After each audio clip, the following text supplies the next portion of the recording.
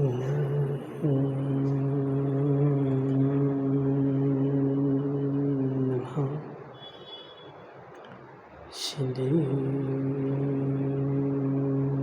सिद्धेभ्यः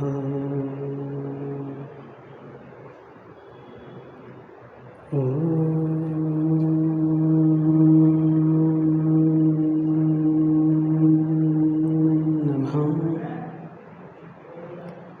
सिद्धेभ्यः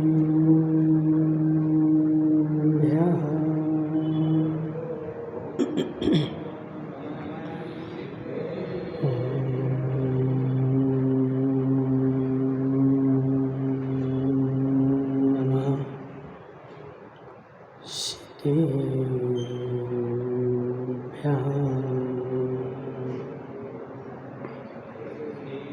तज्जयति परं ज्योति समं समस्तेऽनन्तपर्याये दर्पणतलिविशकला प्रतिफलति पदार्थमालिका यत्र नमो हरिहन्ताणं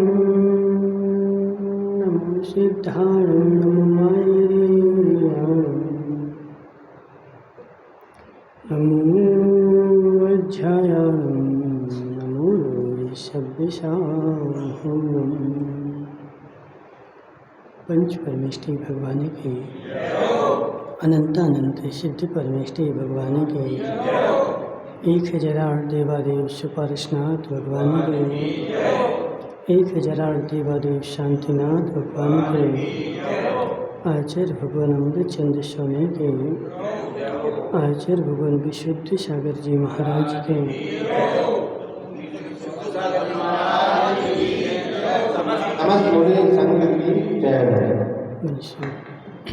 तीर्थंकर भगवान की दिव्य देशना शारदात वाणिज्य ग्रंथ हो आचार्य भगवान अमृतचंद्र स्वामी यहाँ पर दाता के गुणों का वर्णन करते हुए समझा रहे हैं। यह जीव जो दाता है, आहार दान दे रहा है, उसके भी कुछ गुण होते हैं और दाता के पास भी गुण होंगे तो फल भी उसको विशेष मिलेगा और निर्गुण होकर के भी दाता दे रहा है तो उसको फल भी अल्प मिलेगा, क्योंकि आगम में बोला है कि मुनिराज जो है वह मुनिराज के हाथ खेत है और उस हाथ पर जो आहार दिया जाता है वह जमीन में बोए हुए बीज की तरह है। जितना अच्छा बीज बोएगा और जितनी अच्छी भूमि पर बोएगा उतना गुना उसमें परसेंटेज ज़्यादा होगा। और यदि तूने बीज तो बो दिया लेकिन पानी नहीं डाला, समझो नीरज भाई, बीज तो बो दिया लेकिन पानी नहीं डाला, तो ऐसे है जीव जो मुनिराज को दान दे रहा है उसके सबसे पहले 7 गुण होने चाहिए। और यह नवदा भक्ति के 9 और दाता के 7, इन 9 और 7 को मिलाकर के 16 होते हैं और इसको बोला जाता है 16। संजय भाई देखो, तुम तो बाद में कर लेना, साइन करने में क्या है, गंगन जोड़ी सबसे पूरे गांव से करवा देना, क्या होता है उससे। संजय भाई, नवदा भक्ति के 9 गुण और दाता के 7 गुण, जब इन 9 और 7 का मेल होता है तब 16 बनता है। और मैंने संसार में रूढ़िवादी में क्या जान लिया कि मात्र धोती पहन लो 16 हो गया। हे जीव, हे जीव, यह 16 जो है रूढ़िवादी नहीं है। तेरे पास ये 7 गुण हैं कि नहीं, और 7 गुण और 9 गुण जब तेरे सारे मिल जाएंगे तो तू 16 का होगा। और 9 गुण में सबसे पहले पड़गाहन, उसके बाद उच्चासन, पाद प्रक्षालन। देखो तुम डिस्टर्ब नहीं करो, यहाँ लाओगे कागज, हमें दे दो, लेके आओ यहाँ पे, यहाँ लाओ, बताओ, रख दो यहाँ पे, बस बैठ जाओ शांति से, ठीक है ना। देखो प्रवचन के समय प्रवचन, इसके पहले जितने काम करना है पहले कर लो, और जितने करना है उसके बाद कर लेना, क्योंकि एक साथ 2 काम नहीं होंगे। इसलिए हे जीव, सबसे पहले पड़गाहन, उसके बाद उच्चासन, उसके बाद पाद प्रक्षालन, उसके बाद पूजन। पूजन के बाद मन शुद्धि, वचन शुद्धि, काय शुद्धि, आहार जल शुद्धि, और इसके बाद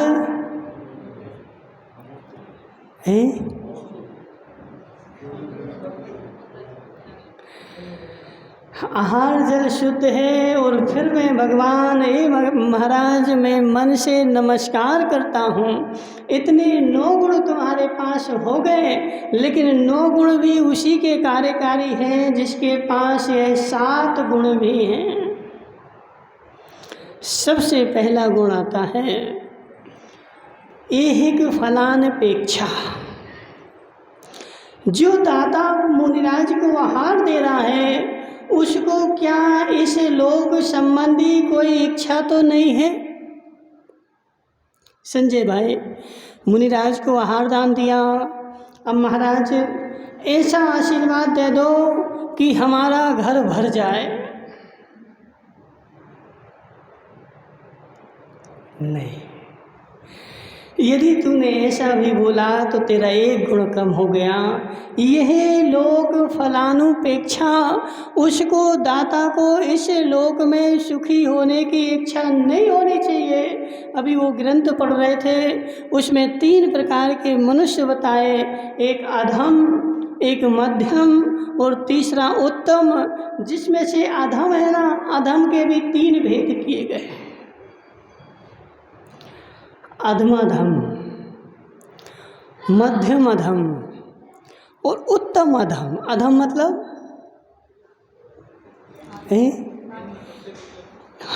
अधम मतलब सबसे निकृष्ट, और सबसे निकृष्ट में भी महान निकृष्ट कौन है? जो अधमा अधम है। और अधमा अधम की परिभाषा क्या? जो मात्र इस लोक के सुख की अपेक्षा रखता है, उसको परलोक से कोई मतलब नहीं, अन्य लोक से मतलब नहीं, मात्र क्या है, खाओ पियो मौज करो। और भगवान के पास भी जाएगा तो मात्र उसकी इतनी, संजय भाई, आज 90% बोल दें तो बहुत कम हो जाएंगे। मुकेश भाई कितने बोले?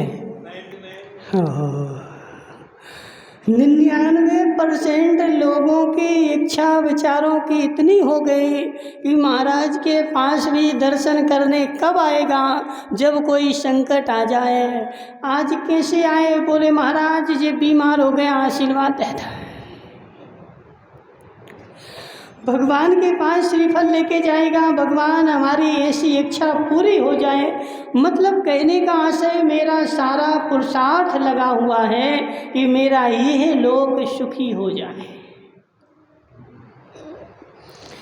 मुझे न पीछे से मतलब, न आगे से मतलब, मुझे मतलब कितना है कि मेरा यह लोक सुखी हो जाए। और जो यह लोक सुखी में लगा हुआ है वह अधमों में भी अधम, अधमाधम है। महान पापी, महान पापी, महान पापी, जो मुनिराज को आहार करा करके और यह लोक सुख की इच्छा रखता है, उसने आहार कराया। सारा संसार बोलेगा कि देखो कितना धर्मात्मा। उस नवरत्न टोंग गया तो बेचारा देखो उसने तो रट लिया है, किसी का नाम बोलेगा उसके पीछे बोले महाराज बहुत धर्मात्मा है, महाराज जी बहुत धर्मात्मा है।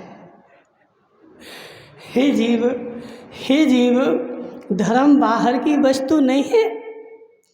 तू धर्म को तोलता है बाहर से कि मंदिर में आ गया बहुत धर्मात्मा है, महाराज के पास आ गया बहुत धर्मात्मा है, एक बार आहार दान देती है बहुत धर्मात्मा है। हे जीव, यह तो सब दिख रहा है। संजय भाई, संजय भाई, देखो तुम्हें पहले भी हमने सारे उदाहरण बताए कि भविष्य किसका अच्छा होगा। वो साधु संगति में है ही नहीं। आहार दान भी वो इसलिए दे रहा है कि नवरत्न टोंगिया मेरी प्रशंसा करे, सारा संसार मुझे अच्छा बोले, सारा संसार मुझे माला पहनाए, जब बड़ी सभा लगे तो सबसे पहले मेरा सम्मान हो कि मैं बहुत धर्मात्मा हूँ, मुनिराज को आहार दान देता हूँ। और आहार दान देते हुए भी तेरी यह लोग सुख की इच्छा तो वहाँ भी बैठी हुई है। संजय भाई, संजय भाई, ये मान कसाय का कीड़ा अंदर में बैठा बैठा काट रहा है और उस मान कसाय के कीड़े के बस हो करके वह बेचारा सारा काम कर रहा है, उसको करना नहीं है।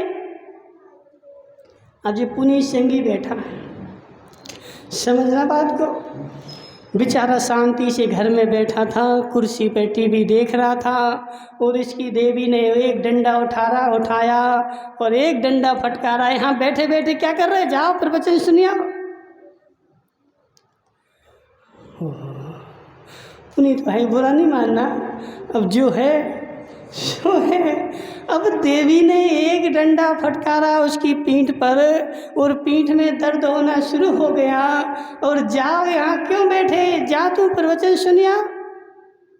यहाँ बैठा बैठा कुर्सी तोड़ रहा है और बेचारा आ गया प्रवचन सुनने के लिए। अब यहाँ प्रवचन में बैठे बैठे सुन रहा है, लेकिन उसका मन, संजय भाई बड़े गौर से समझना, उसका मन पुनीत भाई कहाँ है, टीवी में। तो यहाँ बैठे बैठे उसको लाभ होगा कि नहीं। संजय भाई हमारी बात तो समझो, आज नहीं होगा तो कल होगा, लेकिन हे जीव, लाभ उसी को होगा जिसको यह लोक की इच्छा नहीं। जैसे वह कल बच्चा था कि उसने मुनिराज के पैर पकड़ लिए और पैर पकड़ करके और नहीं जाने दे रहा महाराज को कि हे महाराज, मेरी माँ ने खीर बनाई है और तुम खीर खाने के बाद ही मैं तुझे जाने दूंगा। अब उसको इच्छा क्या है,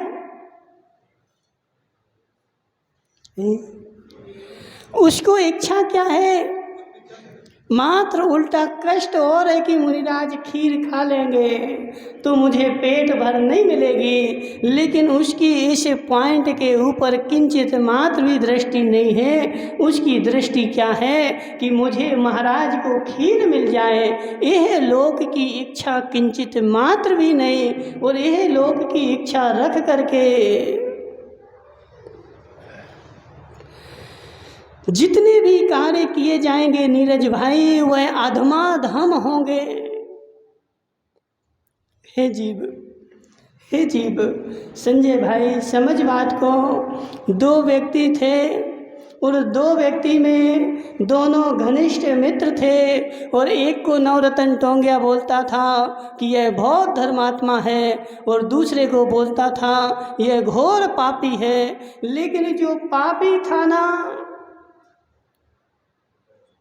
वह तो स्वर्ग में गया और जो धर्मात्मा था ना, वो नरक में गया। एक उदाहरण नहीं, ऐसे सैकड़ों उदाहरण हैं कि नागदत्त सेठ बेचारा प्रतिमाधारी बन गया और प्रतिमाधारी बन करके और सारे संसार में उसने ढिढोरा पीट दिया कि मेरे से बड़ा धर्मात्मा कोई नहीं है। सारे निवाई नगर में मैं एक ही मात्र धर्मात्मा प्रतिमाधारी। काला जी, निवाई में कितने प्रतिमाधारी हैं?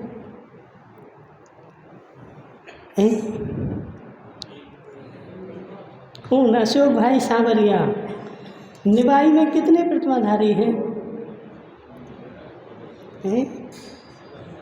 नहीं पता। वो मुकेश बनेठा अध्यक्ष है, मंत्री है, मंत्री को तो सब पता रहता है। मुकेश भाई, निवाई नगर में कितने प्रतिमाधारी हैं? नहीं हैं 15-20 हैं। कहाँ रहते हो? हमें घर का पता बता देना। ठीक है ना?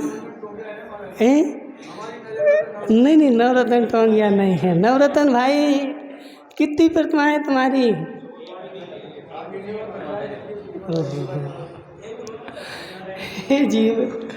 हे जीव 4,500 लोगों की जनसंख्या में एक भी प्रतिमाधारी नहीं है। और वह धर्मचंद जी शास्त्री बोलेगा, महाराज निवाई तो धर्म नगरी है। कहाँ गया वो धर्मचंद जी? नहीं आया। अब वो देखो, जब उसकी बात आएगी तो नहीं आएगा और बाद में आएगा। सोच जरा कि 4,500 लोगों में महावीर भाई पराणा एक प्रतिमाधारी नहीं। अब तुमने निवाई नगरी को धर्म नगरी कैसे घोषित कर दिया? अभी कितने प्रतिमाधारी हैं? हे जीव, धर्म नगरी मतलब जिसमें धर्म की गंगा बहती रहे। और धर्म की गंगा कैसी? वो बाहर नहीं। अब संजय तो बोलेगा, महाराज इसलिए धर्म नगरी है कि हर साल चतुर्मास होते हैं और हर साल महाराज माता जी आते हैं और हमें सुधारते हैं, लेकिन हम नहीं सुधरते हैं। मुकेश भाई, हमारी नगरी में हर साल साधु संत आते हैं, पंडित आते हैं और हमें सुधारते हैं, लेकिन हम इतने उल्टे घड़े हैं कि मेरे अंदर में एक बूंद भी जाती नहीं है, फिर भी हम सबसे बड़े धर्मात्मा हैं। अब संजय भाई, अब तुम सोचो कि महाराज हमारी प्रशंसा करे। हे जीव, तूने अपना घड़ा उल्टा रख लिया है। पानी नहीं बरसा ऐसी बात नहीं है नीरज भाई, पानी नहीं बरसा ऐसी बात नहीं है। हर साल झमाझम बारिश होती है, हर साल बाढ़ आती है, हर साल गलियों में पानी बहता है, लेकिन मेरा जो घड़ा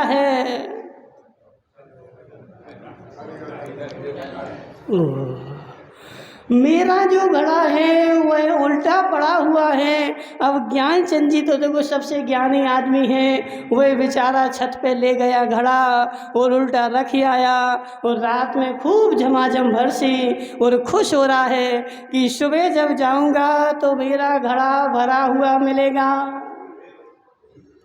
धर्मचंद जी शास्त्री, सुनो हमारी बात जी। ज्ञानचंद जी जो है ना, इस ज्ञानचंद जी ने क्या किया एक दिन कि एक घड़ा लिया और छत पे जा कर के उल्टा रख दिया। काहे के लिए? पानी भरने के लिए, ठीक है ना। और उल्टा घड़ा छत पर रात भर रखा रहा और खूब झमाझम बरसा और सुबह क्या सोच रहा था कि पूरा घड़ा लबालब भर गया होगा, क्योंकि पानी तो खूब बरसा। लेकिन जैसे उसने सुबह उठ कर के दरवाजे खोले और घड़ा उठाया,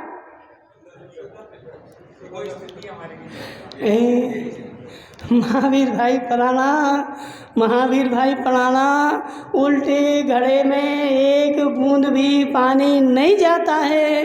ऐसे हे जीव, उल्टी तूने मान्यता बना ली कि मेरा निवाई तो धर्म नगरी है, लेकिन अपने हृदय के घड़ों को उल्टा किए बैठा है। नंदलाल जी, अपने हृदय के घड़ों को, अपने श्रद्धा के घड़ों को, अपने भक्ति के घड़ों को तूने उल्टा करके रखा हुआ है, और तू पानी बरसने में सोच रहा है कि मेरे घड़े भर जाएंगे।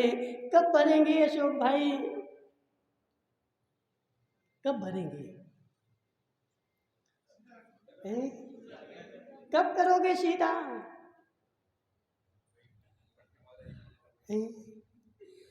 हे जीव, हे जीव, हे जीव, पानी घड़े के ऊपर से कितना बरसे, लेकिन उस घड़े को कोई लाभ नहीं, कोई फायदा नहीं, और सीधे घड़े में एक बूंद भी पानी बरसे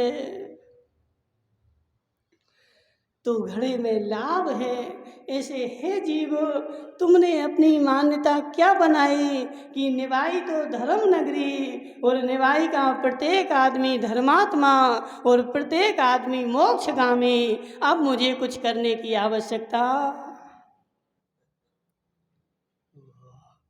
संजय भाई, ऐसे ही वह नागदत्त सेठ जो था, उसने भी अपनी ऐसी मान्यता बनाई कि मैं प्रतिमाधारी, सारे नगर में मैं मात्र एकमात्र इकलौता प्रतिमाधारी, और सारा नगर जो है वह नरक में जाएगा, और मैं अकेला धर्मात्मा हूँ, मैं स्वर्ग में जाऊँगा। और उसे मैं प्रतिमा लेकर के और प्रतिमा के अहंकार में भूल कर करके और सारे नगर में घूमने लगा। और एक दिन बेचारा सामायिक का समय था, तो सामायिक कर रहा था, और वह भी कठोर नियम लेकर के। ऐसा कोई साधारण नियम नहीं, सीधा साधा नियम नहीं, कठोर नियम लेकर के सामायिक कर रहा था। और उसने नियम लिया कि मेरे सामने जो दीपक पड़ा हुआ है, जब तक यह दीपक नहीं बुझेगा। राजेश भाई जोड़ी, तुम तो नहीं लेते कभी ऐसा नियम? जब तक यह दीपक नहीं बुझेगा तब तक मैं अपनी सामायिक बंद नहीं करूँगा। और उसने दीपक रख दिया, जबकि दीपक 1-2 घंटे में बुझने वाला था, और वह बैठा था। लेकिन उसकी जो धर्म पत्नी थी ना, वो खूब दयालु थी।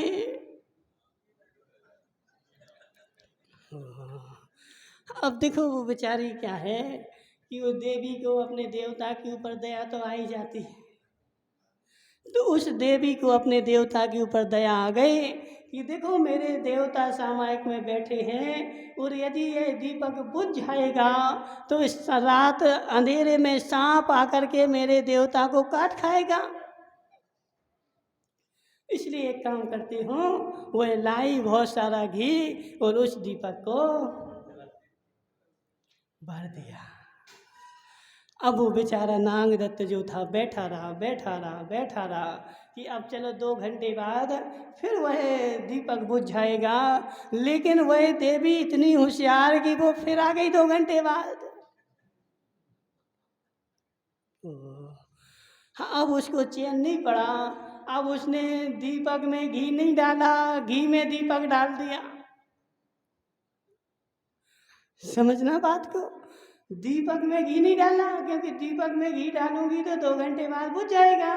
इसलिए एक काम करती हूँ, इस दीपक को ही घी में डाल देती हूँ। तो उसने दीपक को घी में डाल दिया, और वह दीपक नहीं बुझा, सेठ जी का दीपक बुझ गया।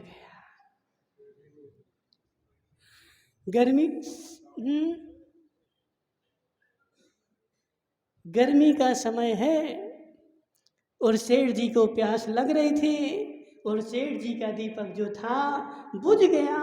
अब सामायिक करते करते सेठ जी का दीपक बुझ गया। संजय भाई, कहाँ जाएंगे सेठ जी? स्वर्ग में जाएंगे ना। इसलिए बहुत धर्मात्मा हैं, बहुत धर्मात्मा हैं, इनके लिए स्वर्ग के अलावा दूसरी कोई चीज़ हो ही नहीं सकती। लेकिन हे जीव, वह सेठ जो है वह मेंढक बन गया।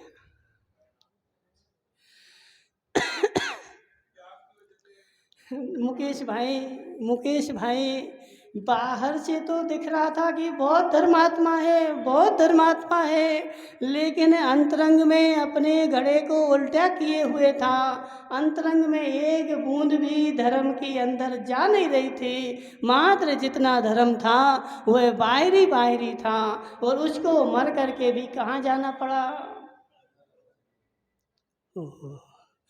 इसलिए मुकेश भाई बनेठा वाले जी पंचम काल है। आचार्य कुंद कुंद स्वामी कहते हैं कि काला कलिर्वा कलुषा सयोवा। इस पंचम काल में व्यक्ति ही काला नहीं है, उसके परिणाम भी काले हैं। बाहर से दिखता कुछ और है, अंदर में होता कुछ और है। बाहर से ऐसा दिखता है कि मैं धर्म कर रहा हूँ, लेकिन अंतरंग में वह कलुषित परिणाम कि मुझे इस धर्म का ऐसा फल मिल जाए, वह अंतरंग में कहीं ना कहीं कीड़ा काटता रहता है, और उस काटते हुए कीड़े के वश ये सारा काम करता है। इसलिए नितिन भाई, फल कुछ भी। महावीर भाई पराना, सत्य बताना, तुमने कभी खेती करी? कभी नहीं करी। किसने करी? विमल जोड़ी ने, विमल भाई जोड़ी कभी खेती की कि नहीं करी? कभी नहीं करी। ओह, नंदलाल ने करी होगी। ओह, हे नंदलाल दादा, तुमने कभी खेती की खेती? तो खेती करते थे तो बीज खेत में डाल आते थे, और उस बीज को रोज निकाल निकाल करके देखते थे।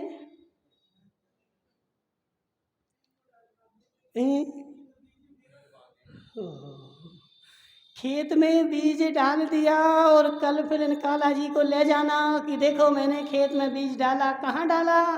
तो जमीन खोद के दिखाना, देखो जी डाला, और फिर उसको उसी में दबा देना।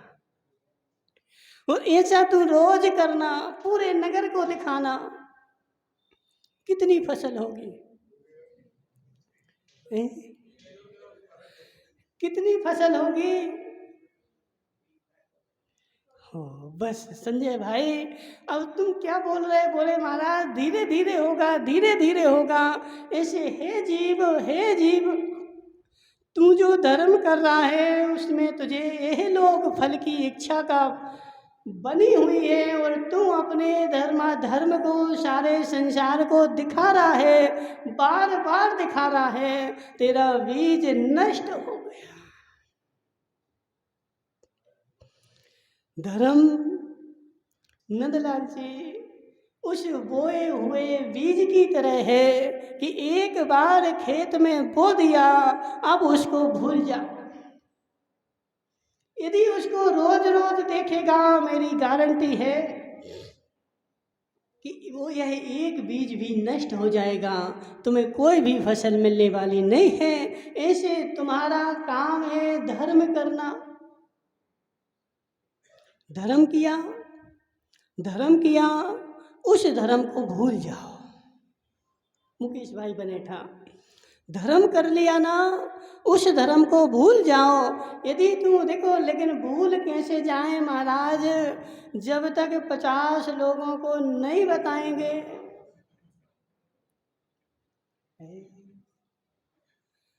अब देखो, तुम लोग क्या है ना, यहाँ ठीक से बैठते हो तो वहाँ जगह नहीं बचती लोगों को बैठने के लिए, ठीक है ना। इसलिए हे जीव, हे त्रिलोकचंद जी, समझ मेरी बात। मैं क्या कह रहा हूँ कि धर्म करना मेरा स्वभाव है, और वह स्वभाव मैंने कर दिया। मैंने खेत में बीज डाल दिया। अब तुझे 50 लोगों को बताने की आवश्यकता नहीं है। अरे खेत का बीज निकाल करके यदि तू 50 लोगों को दिखाएगा, तो मेरी गारंटी है कि तेरा बीज जो है नष्ट को प्राप्त हो जाएगा। ऐसे तुमने धर्म किया। अब मुकेश बनेटा एक उपास करेगा। मुकेश भाई सत्य बताना, मुकेश बनेठा एक उपास करेगा, एक उपास करेगा, लेकिन राजस्थान में जितनी पत्रिकाएं हैं, मुकेश भाई बुरा नहीं मानना, देखो तुम्हारा तो उदाहरण बता रहे, लेकिन जो करता हो वो सब उसमें आ जाए। मैंने एक उपास किया, मैंने एक उपास किया, उपास किया ना, शांति से बैठ घर में, माला फेर, प्रभु का भजन कर और शांति से अपने क्षमता का परिणाम ला। लेकिन नहीं,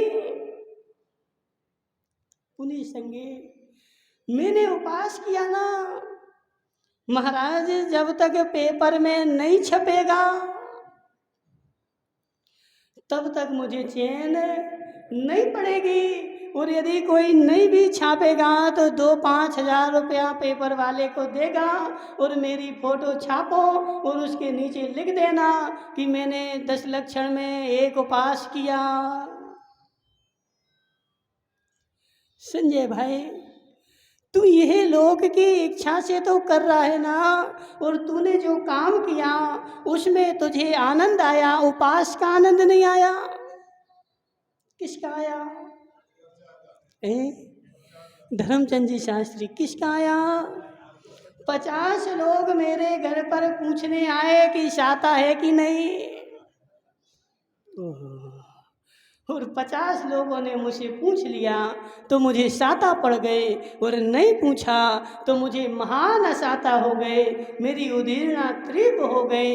ऐसे हे जीव, तू जो कर रहा है ना वह यह लोक सुख की इच्छा से कर रहा है, तो ना यह लोक में तुझे सुख मिलेगा ना परलोक में सुख मिलेगा।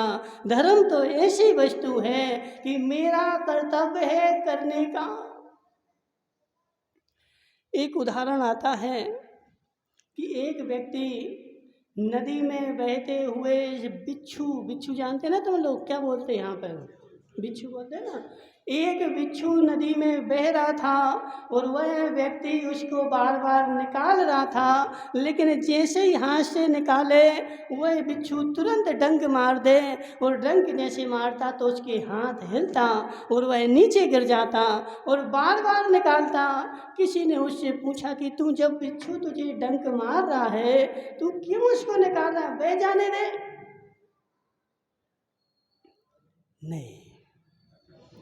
नहीं, क्यों?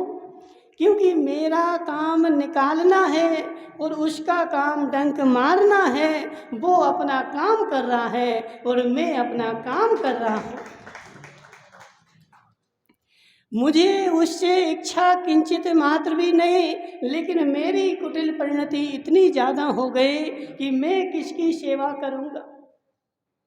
विमल भाई जोड़े देखो, बुरा नहीं मानना, जो है सो है। वो संसार में परिणति ऐसी हो गई, संसार में परिणति ऐसी हो गई कि जो आज इस नगरी में वास्तविक धर्मात्मा होगा उसको तो धर्मात्मा कोई, किसको कहोगे, किसको कहोगे? जो बाहर से दिखेगा और मेरा मित्र होगा। समझो बात को, तुम लोग पढ़ते ना मेरी भावना, उस मेरी भावना में क्या बोलते हैं? मैत्री भाव जगत में मेरा। किन जीवों से? किन जीवों से? नितिन भाई किन जीवों से? सब जीवों से। कहता है लेकिन मानता नहीं है, और वहाँ मंडी में जाकर के 3 चक्कर लगाएगा और सैकड़ों चींटों को कुचल डालेगा। हे जीव, सब जीवों से नित्य रहे, उन जीवों से तेरी मित्रता कहाँ है? सत्य बताना, जब तू मंडी में दौड़ लगा रहा था तब चींटों को देख रहा था? कितने कुचल डाले। उस मंडी में 1 इंच भी ऐसी जगह नहीं जहाँ चींटे नहीं हो। लाखों चींटे बेचारे ने कुचल डाले। और क्या बोल रहा है, बोले महाराज दौड़ लगाएंगे तो मेरा शरीर स्वस्थ हो जाएगा। यह लोकानुपेक्षा। समझ बात को, समझ बात को। हे नवरत्न टोंगिया, जब तू रोड पर चलता है तो ऐसे चलता है कि इस रोड का मालिक मैं ही हूँ, और यह रोड मात्र मेरे चलने के लिए ही बनाई गई है, और दूसरे को इस पर चलने की कोई अधिकार नहीं। अब नवरत्न टोंगिया से बोलोगे एक वो तुमने चीटा कुचल दिया, तो बोलेगा महाराज वो यहाँ क्यों चल रहा था? उसको पता था ना कि नवरत्न टोंगिया आ रहा है, इसलिए उसको दूर हो जाना था। हे जीव, हे जीव, मेरी इतनी कुटिल परिणति, मेरे इतने कुटिल भाव कि जब भी मैं रोड पर चलता हूँ 1 इंच भी जगह नहीं देखता हूँ। लाखों करोड़ों चींटों को, कीड़ों को, और बरसात में तो भरे पड़े हैं सारे। नितिन भाई जगा उनके प्रति मैत्री भाव। संजय भाई सुनो, यहाँ पे आंखें नहीं मीड़ो। इसका नाम धर्म है, इसका नाम धर्म है। मेरे अंदर में धर्म होगा, वह बाहर में अलग दिख करके आएगा, और अंदर में कुछ भी नहीं है, मात्र बाहर बाहर से मैं धर्मात्मा कहला रहा हूँ। जिसके अंदर में धर्म की किरण भी होगी, वह नीचे जब भी चलेगा तो देख करके चलेगा। धर्मचंद जी, धर्मचंद जी, अभी धर्मचंद जी एक रैली निकालेंगे। उस रैली में बोलेंगे अहिंसा परमो धर्म की जय, अहिंसा परमो धर्म की जय। अहिंसा ही परम धर्म है, लेकिन सैकड़ों कीड़ों को अपने जूते के तले दबाते हुए जाएंगे। हे जीव, मात्र नारे लगाने से कुछ नहीं होगा। विमल भाई जोड़ी, नारे लगाने से कुछ नहीं होगा। नारा लगाना है तो अपने पेंट में लगा। पेंट तो तेरा बिना नारे का है, नीचे खिसक रहा है। पेंट में नारे लगाएगा नहीं, और रोड पर नारे लगा करके उपद्रव फैलाएगा। मुकेश भाई बने था, मुकेश भाई बने था। धर्म जो है वो बाहर दिखाने की वस्तु नहीं है। धर्म जो है वह अंदर की वस्तु है। अंदर में होगा तो बाहर में व्यक्ति करेगा ही करेगा, और बाहर बाहर से मात्र करेगा तो अधमाधम कहलाएगा, क्योंकि उसको इस लोक के सुख की इच्छा है। यह लोक क्या हो गया ज्ञानचंद जी को? ज्ञानचंद जी नहीं पच रहा है। नहीं पचे तो एक काम करना, हाजमूला की गोली खा लेना, ठीक है ना? हाजमूला की गोली खाओगे तो पच जाएगा, और इसको जब तक नहीं पचाओगे तब तक तेरा धर्म होगा नहीं। इसलिए हे जीव, हे जीव, जो भी मैं धर्म करता हूँ, जो भी मैं काम करता हूँ, उसमें सबसे पहली शर्त दाता के गुण की है। यह लोक संबंधी फल की इच्छा ना रखना। यह लोक संबंधी फल की इच्छा रखेगा तो तू धर्म के नाम पर अधर्म करेगा, और यह लोक संबंधी फल की इच्छा नहीं रखेगा तो तू वास्तविक धर्म करेगा। नंदलाल जी, जब तुमने खेत में बीज बोया था तब तुम्हारी स्थिति क्या थी? इस बीज के 1 लाख भी, एक बीज के 1 लाख हो जाएंगे। एक बीज में जमीन में डाल रहा हूँ, और एक बीज के 1 लाख हो जाएंगे। लेकिन कभी कभी ऐसा होता है कि वह बीज ही नष्ट हो जाता है। होता कि नहीं होता? तो जिस साल, इस साल माना कि बीज मेरा नष्ट हो गया, तो अगली साल में बीज नहीं डालूंगा। है? क्यों? मेरा बीज तो नष्ट हो गया ना, मेरा बीज इस साल नष्ट हो गया। अब मैं जीवन में कभी भी बीज नहीं डालूंगा। महावीर भाई ऐसे ही करोगे ना? इस साल मैंने सरसों का स्टॉक रखा था, लेकिन इस साल सरसों का स्टॉक रखा त्रिलोकचंद जी, इस साल घाटा लग गया। अब मैं कभी स्टॉक नहीं करूंगा। एक बार पुनीत संगी मैंने बाइक चलाना सीखी थी, और जब चलाना सीखी थी तो मैं बाइक से गिर पड़ा था और पैर में चोट लग गई थी। अब मैं नियम लेता हूँ, जीवन में कभी बाइक नहीं चलाऊंगा। ऐसे ही करते कि नहीं करते प्रकाश जी? कैसा करते, कैसा करते हैं? हे जीव, हे जीव, हे जीव, एक बार मैं गाड़ी से गिर जाऊं, लेकिन दूसरी बार फिर और जोश के साथ चलाता हूँ। जितने जोश के साथ आज चलाई थी, उसके अनंत गुणे जोश के साथ फिर चलाता हूँ। फिर भी गिर जाऊं, लेकिन फिर भी चलाता हूँ। मैं कभी हार नहीं मानता, और एक दिन मेरी जीत होती है। लेकिन धर्म के मामले में आज संजय प्रेस वाला आज मुनिराज को हार देगा, और मन में इच्छा रखेगा कि आज मेरा प्रेस 4 गुना चलने लगे। और आज यदि प्रेस 4 गुना नहीं चला तो बोलेगा, अरे महाराज को आहार देने से कुछ नहीं होता, अब कल से आहार देना। हे महावीर भाई, आस्था थी नहीं, वो तो नाश्ता था। वो आस्था थी नहीं, वो तो नाश्ता था, और नाश्ता था इसलिए भीड़ लग गई थी। यदि आस्था होगी, आस्था होगी तो वह बेचारा, देखो मुकेश भाई बने था, मैंने आज दुकान खोली, लेकिन मरते दम तक एक आस बनी रहेगी, आज नहीं तो कल ग्राहक। कब तक, कब तक? आखिरी श्वास तक मैं अपनी आस नहीं छोड़ता। आज नहीं तो कल ग्राहक आएगा, कल नहीं तो परसों ग्राहक आएगा। लेकिन धर्म के संबंध में धर्मचंद जी शास्त्री होनी नहीं चाहिए। होता क्या है ये बता। आज धर्मचंद शास्त्री ने भगवान की शांति धारा करी, मेरे सारे कष्ट दूर हो जाएं, और आज शांति धारा करी और कष्ट दूर नहीं हुए। कल से शांति धारा करना।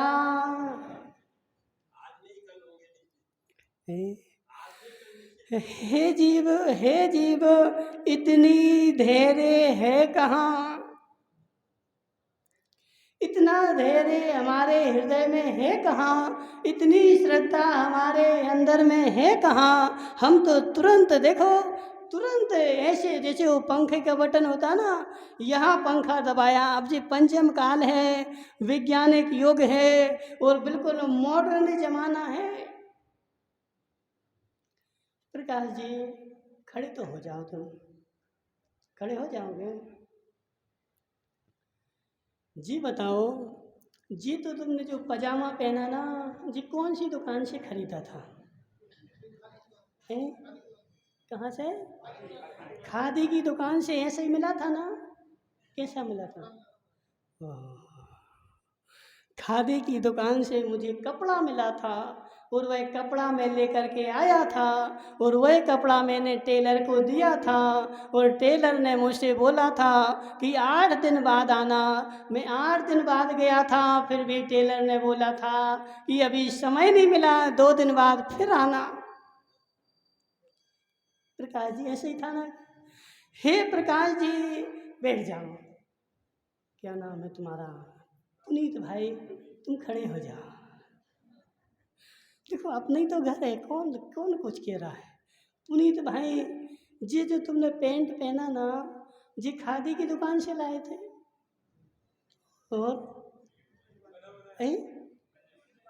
किसकी दुकान से? नवरत्न की? हाँ हाँ हाँ हाँ हाँ। तो फिर उसको कुछ सिलाया नहीं था टेलर के पास, क्यों? हाँ। बोलो महाराज, ये प्रकाश जी जो जो जो है ना, ये पुराने जमाने के आदमी हैं। इनको इतना धैर्य है कि आज कपड़ा लेने जाएंगे और सिलवाएंगे। 8 दिन का इनके अंदर में धैर्य है। लेकिन मैं 21वीं सदी का हूँ, मेरे हृदय में इतना धैर्य नहीं है। मुझे तो सिला सिलाया चाहिए, तुरंत तुरंत तुरंत खरीदो और घर नहीं आओ, वहीं दुकान पे बदल के सीधे नया पहन के आओ। हे जीव, तुरंत पंखे का बटन चटकाया और तुरंत हवा आनी चाहिए। मुझे 1 मिनट की भी शाता नहीं, 1 मिनट की भी चैन नहीं। आज दुकान पे जाऊंगा और आज ही नया पहनना है, 1 मिनट का भी मुझे धैर्य नहीं। ऐसा तू धर्म में भी हो गया कि आज शांति धारा करूं।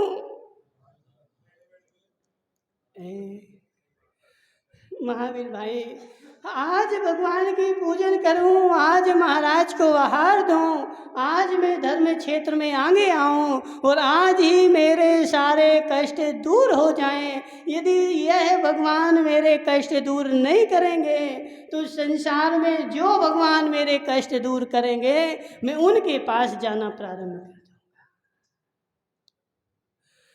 दूंगा। फैशन का जमाना है संजय भाई, फैशन का ज़माना है, फैशन का ज़माना है। मुझे तुरंत चाहिए, मुझे 8 दिन की शाता नहीं है, 8 दिन का धैर्य मेरे जीवन में नहीं है। मुझे अब भी चाहिए और जो हो तो अभी हो। और इस फैशन की दौड़ के कारण आज महावीर भाई पराणा, आज धर्म का मत सब सब चकनाचूर होता जा रहा है। यहाँ तो आज का आज मिलने वाला नहीं है संजय भाई। आज तू करेगा ना जाने कौन से भाव में मिलेगा। लेकिन पुनीत संगी को इतना धैर्य नहीं है, इसलिए वो जाएगा कौन से भगवान के पास? लोटाधारी, सोटाधारी, तलवारधारी, गदाधारी, मुगदरधारी। जब तो कोई भी भगवान हो, मेरे आज ही कष्ट मिटने चाहिए, मुझे भगवान से कोई लेना देना नहीं। हे जीव, हे जीव, हे जीव, बुंदेलखंड में बोलते हैं कि फूंक फूंक के खा, गरम गरम खाएगा तो मुंह जल जाएगा और फिर खाने का नहीं रहेगा। इसलिए हे जीव, धर्म जो है वह धैर्य की वस्तु है। तू यह लोक की इच्छा ना रखते हुए करेगा, तुझे महान फल मिलेगा। और तू क्या सोचता है त्रिलोकचंद जी कि मैं आज चौका लगाऊंगा महाराज?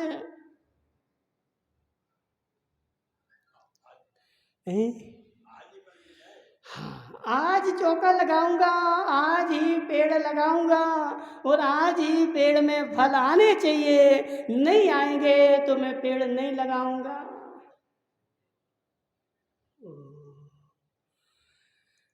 नितिन भाई, नितिन भाई, आज तू पेड़ लगाएगा और आज ही फल छोड़ेगा, ऐसा हो सकता क्या? आज पेड़ लगा और आज ही फल तोड़ और आज ही फल आ जाए तो वह पेड़ तेरा असली हो नहीं सकता, महान नकली होगा। वो ऐसा हो सकता है कि कहीं से पेड़ वाला फल ले आ और यहाँ जमीन में दबा दे और उसमें पहले से फल लगे थे और वह तोड़ ले। लेकिन उस पेड़ में भविष्य में फल, जिस पेड़ में धैर्य के साथ समय के साथ फल आएंगे वह लंबे समय तक आते रहेंगे। और जिसमें तुरंत तू आ गए वह तेरा पेड़ नकली है। ऐसे संसार में जो धर्म जो धर्म जो धर्म तुझे तुरंत सुखी करता हो वह महान मिथ्यात्व है संजय भाई। ऐसे धर्मात्मा के और ऐसे धर्मात्मा ऐसे धर्म आयतनों से इतने दूर रहना जितने कालिया नाग से रहते हो। जो बोले कि मेरे धर्म में आ जाओ, मैं तुझे आज ही सुखी बना दूंगा। ज्ञानचंद जी बोले कि महाराज पता तो बता दो वो धर्म कहाँ है। हम तो सबसे पहले जाएंगे। हे जीव, आज करेगा और बिना इच्छा के करेगा, तुझे फल जो मिलेगा भविष्य में मिलेगा। लेकिन आज का फल तू आज चाह रहा है, यह घोर मिथ्यात्व है। इसलिए जितना भी तू धर्म करता है उसमें ये लोग संबंधी फल की अपेक्षा नहीं रहनी चाहिए। यह लोक संबंधी फल की अपेक्षा जो है वह तेरे बीज को खा जाएगी। ऐसा कीड़ा है, बीज ही तेरा नष्ट हो जाएगा। मेरा बीज नष्ट ना हो, भविष्य में मुझे मिलता रहे। जितना भी धर्म कर उसमें यह लोक फल की अपेक्षा नहीं होनी चाहिए, वह तो तेरा धर्म होगा। और यह लोक फल की अपेक्षा होगी तो वह मिथ्यात्व होगा। बोले शांतिनाथ भगवान की।